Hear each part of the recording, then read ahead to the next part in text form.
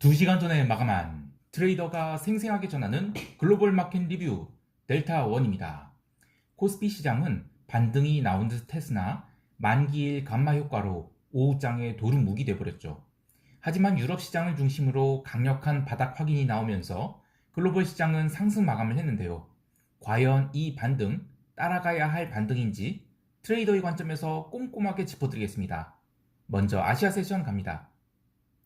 어제는 옵션 만기일, 사실 출발부터 두근두근 그 자체였죠.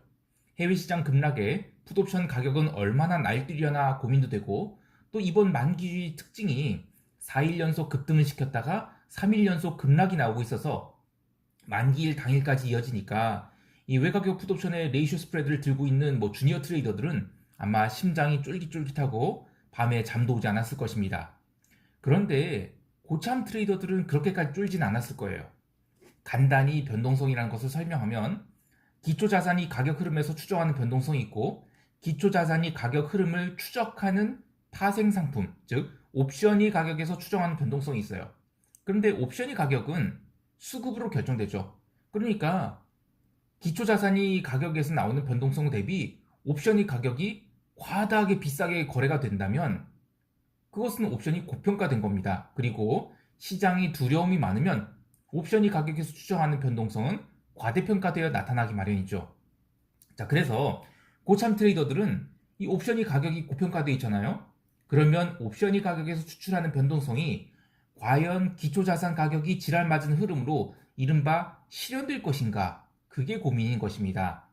그런데 어제 시장이 갭다운을 맞고 처음 5분 정도는 지랄 맞은 흐름을 보였죠. 그리고 나서 안정을 찾았어요.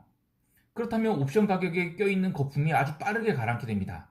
즉, 옵션이 가격에서 추정하는 변동성이 이미 실현되어 버렸기 때문에 더 이상 그런 가격을 주고 옵션을 매수해서 해지하려는 수요가 사라지겠죠.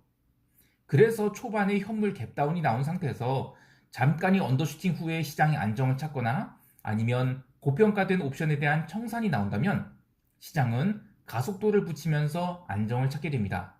오늘 딱 그런 모습이었어요.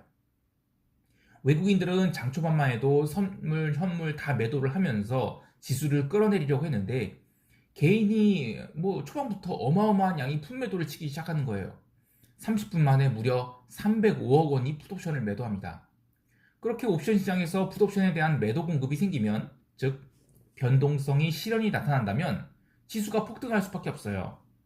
결국 외국인들은 선물 매도를 치우고 선물 매수와 풋 매수의 합성 콜 매수로 시장 반등을 쫓아갑니다. 하지만 현물은 장 마감 때까지 또 1조 4천억을 팔아치우는데요. 이렇게 만기주에 파생시장과 현물시장의 방향성이 다를 경우 시장을 주도하는 입장에서는 시장을 드라이브하기에 가장 유리한 상황을 만들어갑니다. 즉, 옵션이 감마 효과를 최대한 살려서 적은 비용으로 시장을 움직이려는 것이죠. 자, 옵션이 감마 효과는 제가 여러 번 영상에서 말씀드렸는데 다시 간단히 얘기하면 만기일에 가까워진 옵션이 절대 가격이 워낙 낮아져 있으면 이 델타 값도 같이 낮아지는데 기초자산 가격이 빠르게 변해서 낮은 델타가 급등하게 되는 그런 가속도를 의미하죠. 이거 초보분들은 어려운 이야기일 수 있지만 그래도 좀 아셔야 되는 게, 간단히 더 얘기를 하면 옵션으로 주가를 10포인트 올릴 때 들어가는 비용이 만기 되면 옛날에는 100이 들었던 게 1밖에 안 든다. 그러니까 굉장히 적은 비용으로도 시장을 움직일 수 있다는 것이죠. 그래서 옵션 만기일에 시장의 변동성이 커지고 날뛸 것입니다. 이런 것은 정확히 얘기하면 변동성이 커진다기보다는 시장을 적은 비용으로 움직일 수 있는 거예요. 그러니까 시장을 움직인 주체가 개인이 됐던 외국인이 됐던 이 파생시장의 방향성에 적은 비용으로도 시장이 크게 움직이니까 현물 시장도 크게 움직인다, 이런 것이죠.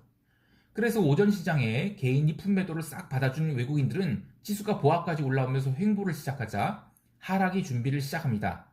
그리고 간간히 콜옵션을 대량 매도하면서 방향성을 아래로 돌릴 준비를 했죠.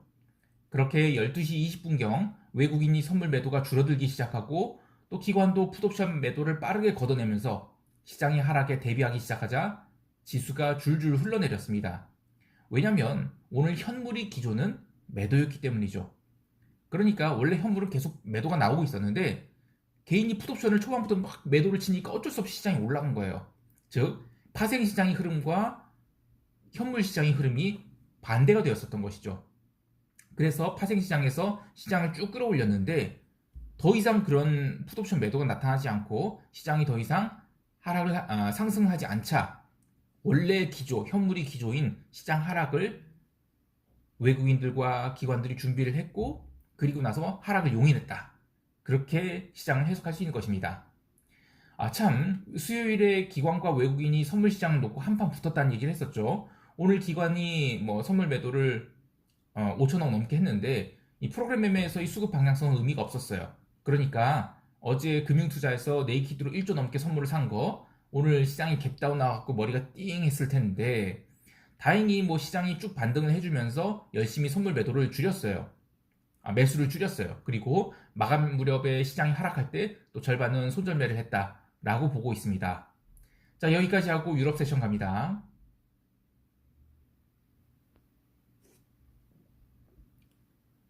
아이고.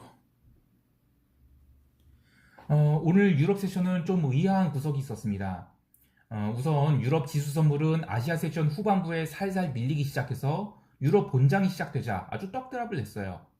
독일 닥스 지수는 15,000선을 빠르게 깨서 14,930에서 1차 지지를 그리고 이어서 14,806에 2차 저점을 찍었는데 제가 의아한 구석이 있다고 말씀드린 이유는 초반에 유럽 지수의 하락이 광산주를 포함해서 경기 민감주들 급락이 나오면서 시장이 하락을 했는데 LME 세션에서 구리 가격은 거의 떨어지질 않았어요. 오히려 중국이 철강 가격이 급락이 나와서 어떻게 보면 인플레이션 압력을 통제하고 있다는 신호로서 증시에는 좀 우호적이라고 생각됐거든요. 그래서 어떻게 시장에서 어제 시황에서 시장이 진짜 떨어진 이유는 그냥 인플레이션이 아니라 단순히 가격 조정을 원하는 것이 아니었을까 그런 생각을 해봅니다. 어쨌든 초반에 그렇게 유럽 증시가 급락하는데 채권과 통화시장은 사실상 거의 변화가 없었습니다. 따라서 이것은 글로벌 시장 조정에 비해 유럽 시장 조정이 워낙 적어서 이제 좀 빠른 키맞추기성 매도가 나왔다라고 할 수 있겠어요. 자, 여기까지가 일반 트레이더의 관점에서 보는 유럽 증시의 어떤 조정 이유고 이제부터 좀 의아한 구석에 대해서 설명드리겠습니다. 우선 증시가 반등을 시작한 시간이 일반적으로 나오는 그 오후 8시 30분이 아닌 오후 5시 50분에 외바닥 반등이 나오기 시작해요. 그리고 반등도 아주 대단히 강력한 스트레이트 반등이 나오는데요. 이 8시 30분부터는 오히려 반등의 가속도가 붙게 되죠. 그래서 미국장 마감 때까지 조정 한 번 없이 끝까지 당깁니다. 결국 수요일이 고점을 벗겨내고 올라가서 마감을 했는데 이 지수가 이렇게 급등을 했는데도 불구하고 변동성은 수요일이 저점을 깨지도 않았다는 것입니다. 그러니까 증시 반등에 비해서 변동성 하락분은 얼마 되지 않았다는 것이죠. 그렇다면 이것은 구조적인 변동성 증가가 시작되었다는 의미입니다. 그래서 저는 시장의 반등이 그렇게까지 긍정적으로 보이진 않습니다. 커머디티 시장은 기름이 급락을 한 것을 제외하고는 조용한 편이었어요. 하지만 기름이 급락은 펀더멘털 요인이 아닌 이 소유관 이슈로 나타난 것이라서 특별한 의미를 두고 있진 않습니다. 오히려 유럽 세션 조정받을 때 골드도 1808달러까지 밀리는 등 제법 큰 조정이 있었다가 시장이 반등을 하면서 함께 꾸준히 반등을 해서 골드가 1825달러에 안착을 했다는 거. 그러니까 골드의 방향성은 증시의 리스크 온에 그대로 연동되어 있다라고 할 수 있겠습니다. 여기까지 하고 미국 세션 갑니다.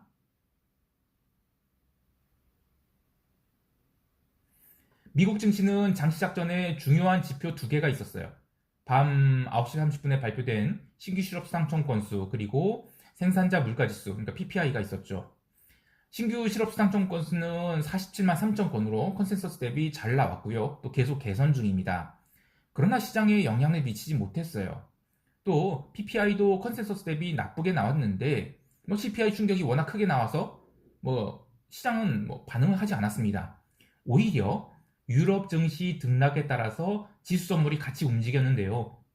이미 유럽 증시 강력한 반등이 오후 8시 30분부터 나오기 시작한 터인지라 미국 지수 선물은 미국 증시 개장 시점에 제법 상승을 한 상태였고요. 이어서 증시 개장 이후 아주 스트레이트로 상승하게 됩니다. 그런데 동일하게도 미국 증시도 증시 상승폭에 비해 변동성이 하락분은 얼마 되지 않았어요. 그러니까 이 이야기는 시장이 지금 곱게 상승할 분위기가 아니란 증거입니다.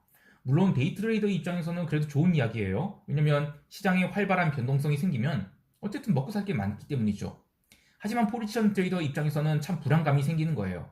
시장이 오르는 듯해서 롱포를 딱 담갔는데 다음날 일어나고 보니까 도루묵이 됐다든지 저 아래로 처박혀 있다든지, 또는 시장이 하락할 것 같아서 쇼포를 담그고 잠을 잤는데 뭐 스탑로스 다 나가 있고 뭐 개폭등이 나와 있거나, 또는 폭등이 나와서 내 포지션 딱 스탑시키고 나서 다시 도루묵 돼 있다든지, 참 편하게 벌기 힘든 시장이 되었다는 게 변동성이 상대적 강세로 나타나 있다라고 해석할 수 있겠습니다.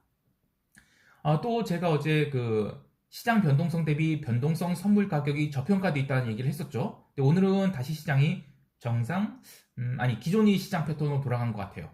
이제 시장 변동성은 가라앉았고요. 변동성 선물은 상대적으로 덜 내려갔습니다. 또 유럽 지수 변동성보다 미국 지수 변동성이 더 높아진 것도 특징이고요. 참 이런 디테일을 챙기는 리서치가 얼마나 있을까 싶은데, 물론 이것이 중요한 지표라고 여겨지면 다른 리서치에서도 취급을 하겠죠. 근데 아직은 뭐 이런 걸 별로 신경 안 쓰는 것 같아요. 저는 파생 플레이어 출신이기 때문에 시장 변동성의 흐름을 대단히 중요하게 여겨서 뭐 이거는 어쩌면 저만의 무기가 아직은 살아있다는 생각이 들어요.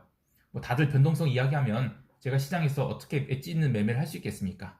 아무튼 어제 미국 증시는 유럽이 강력한 반등이 영향 미쳤고, 그래서 유럽 마감 때까지는 다우를 중심으로 강력한 상승이 있었습니다. 하지만 그 뒤로는 여러 차례 장중 조정이 있었죠.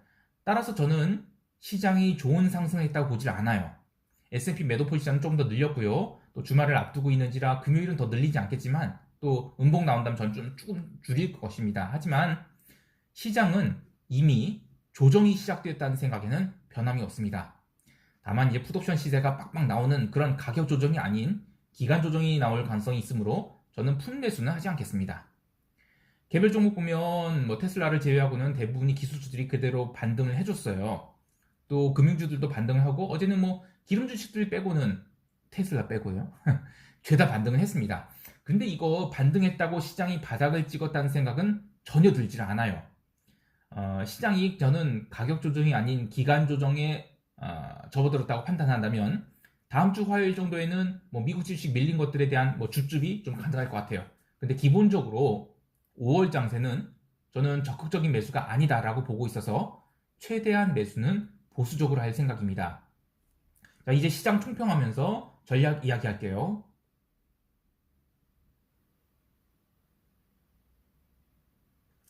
코스피 시장은 새로운 월물이 시작되면서 글로벌 변동성 하락을 반영해서 오늘만큼은 좀 변동성이 감소할 가능성이 큽니다. 하지만 변동성이 감소 속도를 확인하고 따라가야 되는데, 이 초반에 변동성이 쫙 빠진다고 해서 무리하게 뭐 효과말을 잡았다는 변동성 하락이 멈추는 시점에서 당황할 수가 있어요. 따라서 시장 방향성은 반등을 노리는 건 맞아요. 하지만 변동성 매도를 무리하게 잡지는 않는 것이 좋겠습니다.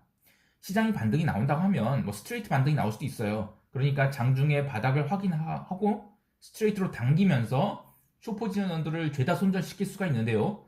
따라서 선물 매도 포지션을 갖고 있는 분들은 평가 손실을 관리해가면서 트레이딩 해야 되겠죠. 그러니까 시장이 반등을 한다고 하면 최소한 종가의 선물 매도를 쌓아야지, 올라온다고 막 풋사 모으고 하는 것은 안 하는 것이 좋아요. 예. 지금 시장은 풋옵션 시세를 주는 장은 아니라고 봅니다. 게다가 새 월물 시작되었으니까 더더욱 풋옵션 매수는 부담스럽죠. 따라서 저희 선물 매도 포지션과 풋 매도 포지션은 그대로 유지할 것이고, 다만 이제 풋옵션 매도는 델타를 조금 줄여서 조금 더 풋 매도를 좀 늘릴 생각입니다. 해외 시장은 어제 뭐 농산물들도 제법 하락을 했는데, 그간 시장이 달려오던 테마가 이번 주 이후에는 바뀔 수 있는지를 확인해야 됩니다. 그러니까 그렇다고 해서 시클리컬에서 다시 기술주로 전환될까? 전 또 그건 아니라고 봐요. 그리고 그게 아니라고 하면 시장은 조정이 시작되는 거죠. 근데 어제 유럽 시장에서 보여주셨듯이 강력한 저가 매수가 유입되면 여전히 저는 시클리컬 테마가 유효할 수 있다고 봐요. 그래서 하루 이틀은 이게 어떻게 될지 몰라요. 그래서 오늘 해외 시장 방향성은 여전히 숏으로 보긴 합니다만 반등을 주도하는 테마가 분명히 있을 거예요. 그게 누구인지를 확인하는 것이 더 중요해 보입니다. 그래야 다음 주에 방향성이 계속 반등이 나올지, 아니면 기간 조정으로 갈지 이걸 확인할 수 있죠. 저는 S&P 선물 매도를 조금 더 늘린 상황이라서 다음 주 월요일까지도 반등이 나와도 손절매를 하지는 않을 것입니다. 물론 저는 풋옵션 매도도 들고 있어요. 그래서 크게 뭐 시장 반등이 두렵진 않습니다. 그리고 내일 발표되는 CFTC의 넷 익스포저 이거 굉장히 중요하거든요. 물론 저만 중요하게 생각하지도 몰라요. 어쨌든 이거 보고 대응을 할 것입니다. 자, 오늘 하루도 성공 투자하시길 바라고요. 이상 델타원이었습니다. 감사합니다.